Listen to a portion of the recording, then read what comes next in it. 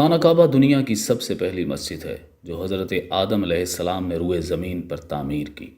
قرآن مجید میں سورہ آل عمران کی آیت 96 میں ہے، بے شک پہلا گھر جو انسانوں کے لیے عبادت کی غرض سے تعمیر کیا گیا وہ وہی ہے جو مکہ میں ہے۔ حضرت آدم علیہ السلام نے مسجد اقصیٰ کو خانہ کعبہ کی تعمیر کے 40 سال بعد تعمیر فرمایا تھا۔ اس کی مسافت خانہ کعبہ سے 1234 کلومیٹر دور ہے۔ مورخین کا خیال ہے کہ مسجد اقصیٰ حضرت آدم علیہ السلام کے زمانے سے حضرت نوح علیہ السلام کے زمانے تک مسلسل آباد رہی، اور حضرت نوح علیہ السلام کے زمانے میں آنے والے طوفان کی وجہ سے وہ بھی منہدم ہو گئی۔ حضرت عیسیٰ علیہ السلام کی آمد سے 3000 سال پہلے اس شہر کو کنعان کے لوگوں نے، جو عرب سے آ کر یہاں آباد ہو گئے تھے، انہوں نے آباد کیا۔ اس سرزمین کا نام فلسطین کنعان کے لوگوں سے شروع ہوا، اور یہی وہ لوگ ہیں جو صدیوں سے فلسطین میں رہتے آ رہے ہیں۔ بعض مورخین کا یہ بھی ماننا ہے کہ ان ہی یبوسیوں نے حضرت ابراہیم علیہ السلام کے آنے سے پہلے مسجد اقصیٰ کی تعمیر نو بھی کی تھی۔ حضرت ابراہیم علیہ السلام نے حضرت اسماعیل علیہ السلام کے ساتھ خانہ کعبہ اور حضرت اسحاق علیہ السلام کے ساتھ مسجد اقصیٰ کی تعمیر نو کی۔ حضرت اسحاق علیہ السلام کی اولاد بعد میں یہودی اور حضرت اسماعیل علیہ السلام کی اولاد آگے جا کر مسلمان کہلائے۔ حضرت اسحاق علیہ السلام نے اپنی زندگی میں مسجد اقصیٰ کا خوب خیال رکھا۔ آپ سے ایک بیٹا پیدا ہوا جو حضرت یعقوب علیہ السلام کے نام سے جانے جاتے ہیں اور پیغمبر بھی ہیں۔ حضرت یعقوب علیہ السلام کے 13 بیٹے تھے۔ ان میں سے ایک حضرت یوسف علیہ السلام تھے، جنہیں اللہ نے بہت سے فضائل بخشے، اور وہ بہت ہی خوبصورت نوجوان تھے۔ اللہ تعالیٰ نے قرآن کریم میں ان کا قصہ کافی تفصیل سے ذکر کیا ہے، کیونکہ اس میں ہمارے لیے بہت سی سبق آموز چیزیں ہیں۔ حضرت یوسف علیہ السلام ہی کے زمانے میں حضرت یعقوب علیہ السلام اور ان کی اولاد یعنی کہ بنو اسرائیل مصر آ کر آباد ہوئے۔ حضرت یوسف علیہ السلام کے چند سو سالوں بعد اللہ تعالیٰ نے اپنے پیغمبر حضرت موسیٰ علیہ السلام کو مصر بھیجا۔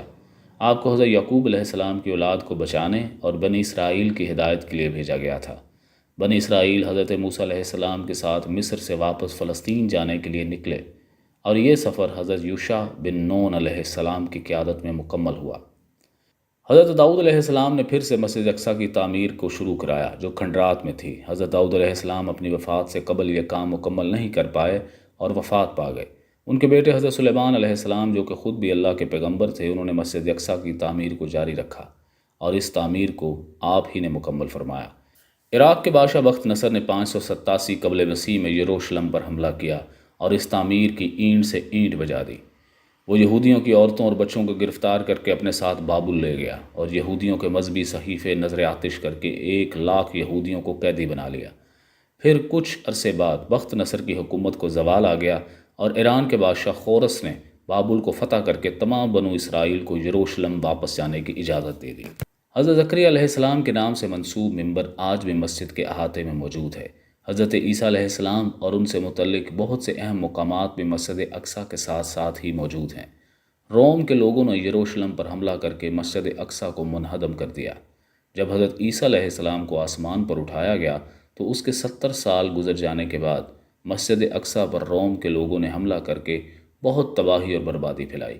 مسجد اقصیٰ کی صرف 4 دیواریں کھڑی رہ گئیں۔ اس کے علاوہ مکمل مسجد منہدم ہو گئی، اور یہ بنی اسرائیل پر سخت وقت تھا۔ مسجد اقصیٰ آخری نبی کے آنے تک اسی طرح رہی۔ بالآخر واقعہ معراج پیش آیا۔ سورہ بنی اسرائیل میں ہے، وہ ذات پاک ہے جو ایک رات اپنے بندے کو مسجد الحرام یعنی خانہ کعبہ سے مسجد الاقصیٰ یعنی بیت المقدس لے گیا، جس کے ارد گرد ہم نے برکتیں رکھی ہیں تاکہ ہم اسے اپنی قدرت کی نشانیاں دکھائیں۔ بے شک وہ سننے والا اور دیکھنے والا ہے۔ آپ صلی اللہ علیہ وآلہ وسلم اور تمام مسلمان جب تک مکہ میں تھے مسجد اقصیٰ کی طرف ہی منہ کر کے نماز پڑھتے تھے۔ یہ مدت کل 12 سال پر مشتمل ہے، اور جب مسلمان مکہ سے ہجرت کر کے مدینہ آئے تب بھی 17 ماہ تک مسلمان مسجد اقصیٰ ہی کی طرف منہ کر کے نماز پڑھتے رہے۔ اس کے بعد اللہ نے مسلمانوں کو حکم دیا کہ اب اپنا منہ مسجد اقصیٰ کو چھوڑ کر خانہ کعبہ کی طرف، جو کہ مکہ میں واقع ہے، کر کے نماز پڑھیں۔ سورہ بقرہ میں ہے، احمق لوگ کہیں گے کہ مسلمان جس قبلے پر پہلے سے چلے آتے تھے اب اس سے کیوں منہ پھیر بیٹھے؟ تم کہہ دو کہ مشرق اور مغرب سب خدا ہی کا ہے، وہ جس کو چاہتا ہے سیدھے رستے پر چلاتا ہے، اور اسی طرح ہم نے تم کو امت معتدل بنایا ہے تاکہ تم لوگوں پر گواہ بنو، اور پیغمبر آخر الزماں تم پر گواہ بنے۔ اور جس قبلے پر تم پہلے تھے اس کو ہم نے اس لیے مقرر کیا تھا کہ معلوم کریں کون ہمارے پیغمبر کا تابع رہتا ہے اور کون الٹے پاؤں پھر جاتا ہے۔ اور یہ بات یعنی تحویل قبلہ لوگوں کو گراں معلوم ہوئی، مگر جن کو خدا نے ہدایت بخشی وہ اسے گراں نہیں سمجھتے، اور خدا ایسا نہیں کہ تمہارے ایمان کو یوں ہی کھو دے، خدا تو لوگوں پر بڑا مہربان اور صاحب رحمت ہے۔ پھر ہے کہ اے محمد صلی اللہ علیہ وآلہ وسلم، ہم تمہارے آسمان کی طرف منہ پھیر پھیر کر دیکھنا دیکھ رہے ہیں، سو ہم تم کو اسی قبلے کی طرف جس کو تم پسند کرتے ہو منہ کرنے کا حکم دیں گے، تو اپنا منہ مسجد الحرام یعنی خانہ کعبہ کی طرف پھیر لو، اور تم لوگ جہاں ہوا کرو نماز پڑھنے کے وقت اسی مسجد کی طرف منہ کر کے کیا کرو۔ اور جن لوگوں کو کتاب دی گئی ہے وہ خوب جانتے ہیں کہ نیا قبلہ ان کے پروردگار کی طرف سے حق ہے، اور جو کام یہ لوگ کرتے ہیں خدا اس سے بے خبر نہیں۔ اور اگر تم ان اہل کتاب کے پاس تمام نشانیاں بھی لے کر آؤ تو بھی یہ تمہارے قبلے کی پیروی نہ کریں، اور تم بھی ان کے قبلے کی پیروی کرنے والے نہیں ہو، ان میں سے بھی بعد کے قبلے کی پیرو نہیں۔ اور اگر تم باوجود اس کے کہ تمہارے پاس دانش یعنی وحی خدا آ چکی ہے ان کی خواہش کے پیچھے چلو گے تو ظالموں میں داخل ہو جاؤ گے۔ حضرت محمد صلی اللہ علیہ وآلہ وسلم کے دنیا سے پردہ فرمانے کے 6 سال بعد مسلمانوں کا لشکر مختلف ممالک فتح کرتا ہوا یروشلم تک پہنچ گیا۔ اس وقت یہاں عیسائیوں کی حکومت تھی، وہ قلعہ بند ہو گئے اور صلح کے لیے یہ شرط رکھی کہ مسلمانوں کے خلیفہ خود آئیں تو وہ انہیں شہر کی چابی حوالے کر دیں گے۔ چنانچہ خلیفہ دوم حضرت عمر فاروق رضی اللہ تعالیٰ عنہ کو اس کی اطلاع دی گئی تو آپ خود یروشلم گئے، اور اس وقت وہاں پر قابض عیسائیوں سے معاہدہ کر کے یروشلم کو اسلامی حکومت کے ماتحت لے آئے۔ یہاں اہل قدس کے نمائندے خلیفۃ المسلمین کی خدمت میں حاضر ہوئے اور صلح کی درخواست کی۔ حضرت عمر رضی اللہ تعالیٰ عنہ نے یہ درخواست منظور کی اور حسب ذیل عہد نامے اپنے دستخطوں سے لکھ کر ان کو عطا فرمایا۔ اللہ کے بندے عمر امیر المومنین کی طرف سے اہل ایلیہ بیت المقدس کو یہ امان نامہ دیا جاتا ہے۔ اہل ایلیہ کی جان، مال، گرجوں، صلیبوں سب کو امان دی جاتی ہے۔ بیماروں، تندرستوں اور سب مذہب کے لوگوں کو یہ امان شامل ہے۔ وعدہ کیا جاتا ہے کہ نہ ان کی عبادت گاہوں پر قبضہ کیا جائے گا، نہ انہیں گرایا جائے گا، ان کے دینی معاملات میں کوئی مداخلت نہ کی جائے گی، اور یوں بھی کسی کو کوئی تکلیف نہ دی جائے گی۔ البتہ ان کے پاس یہودی نہ رہنے پائیں گے۔ اہل ایلیہ کا فرض ہے کہ وہ جزیہ ادا کرتے رہیں اور متحارب رومیوں کو اپنے شہر سے خارج کر دیں۔ جو رومی شہر سے نکلے گا اس کی جان و مال سے کوئی تعرض نہ کیا جائے گا، حتیٰ کہ وہ اپنے وطن سلامتی کے ساتھ پہنچ جائے۔ اگر اہل ایلیہ میں سے کوئی رومیوں کے ساتھ جانا چاہے تو وہ بھی جا سکتا ہے، لیکن اگر رومی بھی امن پسندانہ طور پر رہنا چاہیں تو انہیں بھی انہی شرائط کے ساتھ رہنے کی اجازت ہے۔ اس امان نامے کی اللہ اور اس کا رسول اور آپ کے خلفاء اور جملہ مومنین ذمہ داری لیتے ہیں۔ بیت المقدس میں داخلہ۔ اس عہد نامے کی تکمیل کے بعد اہل قدس نے شہر کے دروازے کھول دیے اور حضرت عمر رضی اللہ تعالیٰ عنہ نے بیت المقدس کا قصد کیا۔ بیت المقدس کے سفر کے لیے حضرت عمر رضی اللہ تعالیٰ عنہ کی خدمت میں ایک ترکی گھوڑا پیش کیا گیا۔ آپ سوار ہوئے تو گھوڑا علیل کرنے لگا۔ حضرت عمر رضی اللہ تعالیٰ عنہ اتر پڑے اور فرمانے لگے، کم بخت، تو نے یہ غرور کی چال کہاں سے سیکھی؟ اور اپنے گھوڑے کو منگا کر اسی پر روانہ ہوئے۔ اس واقعے کے بعد کبھی آپ ترکی گھوڑے پر سوار نہ ہوئے۔ حضرت عمر رضی اللہ تعالیٰ عنہ رات کے وقت بیت المقدس میں داخل ہوئے۔ سب سے پہلے مسجد اقصیٰ میں حاضری دی اور محراب داؤد میں 2 رکعت تحیۃ المسجد ادا کی۔ قبۃ الصخرہ کی تعمیر۔ بنو امیہ کے خلیفہ جن کا نام عبد الملک بن مروان تھا، انہوں نے اسی مسجد جو حضرت عمر فاروق رضی اللہ تعالیٰ عنہ نے بنوائی تھی، اس کے اوپر ایک بڑی مسجد تعمیر کروائی۔ اس طرح حضرت عمر فاروق رضی اللہ تعالیٰ عنہ کی بنائی ہوئی مسجد مکمل اس مسجد کے اندر ہی آ گئی جو عبد الملک بن مروان نے تعمیر کروائی تھی۔ ابھی بھی یہی تعمیر قائم ہے۔ بعد میں مختلف اسلامی بادشاہوں نے اس کی مرمت کا کام جاری رکھا۔ اس کے علاوہ انہوں نے ایک اور نہایت وسیع اور عالی شان عمارت تعمیر کی جس کا نام قبۃ الصخرہ ہے، جو ابھی بھی انہی بنیادوں پر قائم ہے۔ قبۃ الصخرہ کا گنبد سنہری رنگ کا ہے اور اس کی 4 دیواری نیلے اور خوبصورت پتھروں سے منقش ہے۔ سن 1099 عیسوی میں عیسائیوں کی مشترکہ فوج جنہیں صلیبی افواج کہا جاتا ہے، انہوں نے یروشلم پر حملہ کیا اور 5 ہفتوں کی مسلسل جنگ کے بعد یروشلم پر قبضہ کر لیا۔ اس دوران انہوں نے یروشلم میں کافی خون خرابہ کیا اور 70,000 مسلمان مردوں، عورتوں اور بچوں کو قتل کر دیا۔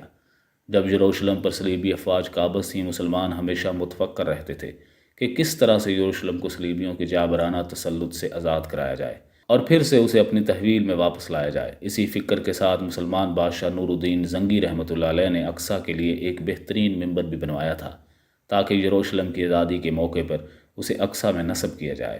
تاہم نور الدین بادشاہ اپنے اس مبارک ارادے کی تکمیل سے پہلے ہی اپنی نوعمری میں ہی وفات پا گئے اور یروشلم کو صلیبیوں سے آزاد نہ کرا سکے۔ اس کے بعد سلطان صلاح الدین ایوبی مسلمانوں کے بادشاہ ہوئے، جو بہت ہی بہادر بادشاہ تھے۔ انہوں نے پہلے سے مسلمانوں کو جمع کیا اور صلیبی افواج کے خلاف جنگ کی قیادت سنبھالی۔ سن 1187 کے سال صلاح الدین ایوبی نے صلیبی افواج کو شکست دے دی اور یروشلم کو ایک بار پھر سے آزاد کروا لیا، اور اس کے بعد صلاح الدین نے وہ خوبصورت منبر بھی مسجد اقصیٰ میں نصب کروا دیا جو نور الدین بادشاہ نے مسجد اقصیٰ کے لیے بنوایا تھا۔ بدقسمتی سے یہ منبر ایک یہودی کے ہاتھوں سن 1969 میں نظر آتش ہو گیا۔ سلطان نے حرم پر قبضہ کرنے کے بعد فرنگیوں سے مار کارائی شروع کر دی۔ 579 ہجری میں فوجیں جمع کر کے فرنگی علاقے پر حملہ کر دیا۔ متواتر 14 سال تک نصارہ سے جہاد کیا۔ شام کے تمام علاقے نصارہ سے بقوت بازو لے لیے۔ بیت المقدس فتح کیا۔ اسلام کے دشمن رجنالڈ کو قتل کیا۔ دوسری عیسائی حکمران گامی، بالڈون، والڈ، گورنتی، جوسکن وغیرہ جو گرفتار تھے ان کی جان بخشی کی۔ اس مارکے کے حالات تاریخ ملت کی جلد ششم میں بیان کیے جا چکے ہیں۔ اس زمانے میں موصل پر حملہ کیا۔ عزیز الدین نے اطاعت قبول کر لی۔ مشہور تاریخ دان لین پول نے لکھا، جنگ مقدس خاتمے کو پہنچی۔ 5 برس کی مسلسل لڑائیاں ختم ہوئیں۔ جولائی 1187 میں متیق پر مسلمانوں کی فتح سے قبل دریائے اردن کے مغرب میں مسلمانوں کے پاس 1 انچ بھی زمین نہ تھی۔ ستمبر 1192 میں جب رم اللہ پر صلح ہوئی تو سور سے لے کر یافا کے ساحل تک بجوز ایک پتلی سی پٹی کے سارا ملک مسلمانوں کے قبضے میں تھا۔ صلیبیوں نے اپنی فتوحات کے موقع پر مسلمانوں کے ساتھ ظالمانہ سلوک کیے تھے۔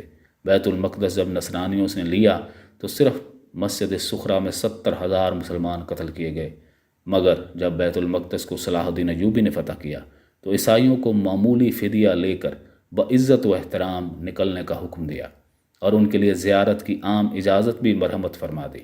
غرض یہ کہ سلطان نے اپنی فوج کو آرام کرنے کے لیے ان کے وطن واپس کر دیا۔ چند ماہ بیت المقدس میں قیام کیا، شہر پناہ کی مرمت کرائی، خندقیں کھدوائیں، شفا خانہ تعمیر کرایا، انتظام شہر امیر عزیز الدین جردیک کے سپرد کر کے شوال 588 ہجری میں حج کے ارادے سے دمشق چلا گیا۔ سلطان کے اہل و عیال دمشق میں موجود تھے، وہیں اس کے بھائی ملک عادل کرک سے آ گئے تھے۔ سارا خاندان نہایت امن و امان کے ساتھ رہنے سہنے لگا۔ سلطان کو دمشق اس قدر پسند تھا کہ مصر جانے کا خیال بھی نہ آیا۔ کئی سال سے سلطان کی صحت بگڑ گئی تھی۔ جہاد کی مساعی میں اس نے کچھ خیال نہ کیا۔ رمضان کے روزے قضا ہو گئے تھے، ان کو پورا کرنے لگا جو مزاج کے موافق نہ پڑے۔ طبیب نے روکا کہ صحت کے لیے اس وقت ملتوی کر دیجیے۔ سلطان نے کہا معلوم نہیں آئندہ کیا پیش آئے، اور کل روزے پورے کیے جس سے صحت جواب دے گئی۔ وسط صفر 599 ہجری میں حالت بگڑنے لگی، مرض بڑھ گیا، غشی طاری ہو گئی۔ شیخ ابو جعفر نے قرآن مجید کی تلاوت کی۔ 27 تاریخ دوشنبے کے دن فجر کے وقت مجاہد اعظم نے جاں بحق تسلیم کی۔ 1918 عیسوی میں سب کچھ تبدیل ہو گیا جبکہ برطانوی حکومت نے یروشلم کو اسلامی حکومت سے چھین کر اپنے قبضے میں لے لیا اور مکمل فلسطین کو اپنے زیر قبضہ لینا شروع کر دیا۔ برطانوی قبضے کے بعد یہودی لوگ دنیا بھر سے یروشلم میں آ کر رہائش پذیر ہونا شروع ہو گئے کیونکہ دنیا بھر میں انہیں ظلم و اذیت کا سامنا تھا۔ چند سالوں بعد ہزاروں کی تعداد میں یہودی لوگ فلسطین میں داخل ہوئے اور فلسطین میں انہوں نے اپنے لیے جگہ خریدنا شروع کیں، جبکہ فلسطینی مسلمان جو کہ اس سرزمین سے پرانا تعلق رکھتے تھے اور سینکڑوں سالوں سے اس جگہ بسے ہوئے تھے، اس لیے انہوں نے اپنی سرزمین کو چھوڑنے سے انکار کر دیا۔ چنانچہ اس معاملے میں لڑائیاں شروع ہو گئی کہ فلسطینی حضرات اپنی زمین کو چھوڑنے پر تیار نہ تھے، جبکہ یہودی ان کی زمین کو زور زبردستی ہتھیانا چاہتے تھے۔ چونکہ یہودیوں کی فوج مسلمانوں سے بہت زیادہ طاقتور تھی، اس لیے فلسطین کی زیادہ تر زمین پر ان یہودیوں نے قبضہ کر لیا۔ 1948 میں یہودیوں نے آزاد اسرائیلی ریاست کا اعلان کر دیا۔ 1967 میں مزید لڑائیاں ہوئیں اور اس طرح یہودیوں نے مسجد اقصیٰ پر بھی قبضہ کر لیا اور مکمل یروشلم کو اپنے قبضے میں لے لیا۔ یہودیوں کا مسجد اقصی سے متعلق دعویٰ ہے کہ اس پر انہی کا حق ہے۔ یہودیوں کا اس بات پر اصرار ہے کہ تاریخی تناظر میں یروشلم اور مسجد اقصی پر انہی کا حق ہے اور مسلمانوں کا اس پر کوئی حق نہیں۔ اس لیے وہ چاہتے ہیں کہ یروشلم سے مسجد اقصی کو منہدم کر کے وہاں اپنا عبادت خانہ ہیکل سلیمانی سولومون ٹیمپل تعمیر کریں۔ ان کا کہنا ہے کہ ہمارے نبی داؤد علیہ السلام حضرت سلیمان علیہ السلام نے یہاں یہودی عبادت خانہ تعمیر کیا تھا، لہٰذا آج بھی ہم ہی اس کے زیادہ حقدار ہیں کہ اس جگہ اپنا عبادت خانہ تعمیر کریں۔ موجودہ عہد میں یہ اپنی عبادات دیوار براق کے پاس کھڑے ہو کر کرتے ہیں، لیکن ان کی یہ بات تاریخی لحاظ سے بھی غلط ہے۔ فلسطینیوں پر عربوں کا حق ثابت کرنے کے لیے درج ذیل نکات تاریخی حیثیت رکھتے ہیں۔ یہ نکات اس تقریر کا حصہ ہیں جو عالم اسلام کے بہترین حکمران سعودی عرب کے فرمانروا شاہ فیصل مرحوم نے ایک بین الاقوامی سیمینار میں کی تھی۔ یہودی فلسطین کے اصل باشندے نہیں ہیں۔ یہودی یروشلم کے باہر سے آ کر یروشلم پر قابض ہوئے تھے، جو فلسطین پر طاقت سے مسلط ہونے کے بعد کچھ عرصہ فلسطین میں رہے اور اس کے بعد نکال دیے گئے۔ فلسطین میں حضرت سلیمان علیہ السلام کے زمانے سے لے کر اب تک کبھی خالص یہودی حکومت قائم نہیں ہوئی۔ حضرت سلیمان علیہ السلام نے کوئی یہودی عبادت خانہ یروشلم میں تعمیر نہیں فرمایا تھا، بلکہ آپ اور آپ کے والد حضرت داؤد علیہ السلام نے مل کر اسی مسجد کی تعمیر کی تھی جو حضرت آدم علیہ السلام کے دور میں وہاں تعمیر ہو چکی تھی، جسے بعد ازاں ابراہیم خلیل اللہ علیہ السلام نے بھی واپس اس کی بنیادوں پر استوار کیا تھا۔ تو یہ کوئی نئی تعمیر نہیں تھی، بلکہ پرانی تعمیر کو دوبارہ کھڑا کیا گیا تھا۔ جب فلسطین سے یہودیوں کو نکال دیا گیا تو اس میں صرف اس کے اصل باشندے ہی رہ گئے جو شروع سے لے کر آج تک وہاں رہ رہے ہیں۔ 1600 سال کی طویل مدت کے دوران فلسطین میں کبھی کوئی یہودی آباد نہیں رہا۔ عربوں کی حکومت تقریباً 7ویں صدی سے فلسطین میں رہی۔ آج وہاں سینکڑوں تاریخی عمارات موجود ہیں جو عرب طرز تعمیر کا نمونہ ہیں۔ اس لیے تاریخی حقائق سے بھی یہ بات واضح ہو جاتی ہے کہ یروشلم یعنی فلسطین پر مسلمانوں ہی کا حق ہے۔ یہودی لوگ اس پر اپنا حق جو جتاتے ہیں وہ سراسر دھوکہ اور فریب ہے، کیونکہ یروشلم میں حضرت آدم علیہ السلام نے جو مسجد صرف اللہ کی عبادت کے لیے تعمیر کی تھی، وہ مسجد آج بھی اسی جگہ موجود ہے اور وہاں صرف اللہ ہی کی عبادت ہوتی ہے۔ یہ الگ بات ہے کہ مختلف زمانوں یہ مسجد گرتی رہی اور اس کی تعمیر نو ہوتی رہی۔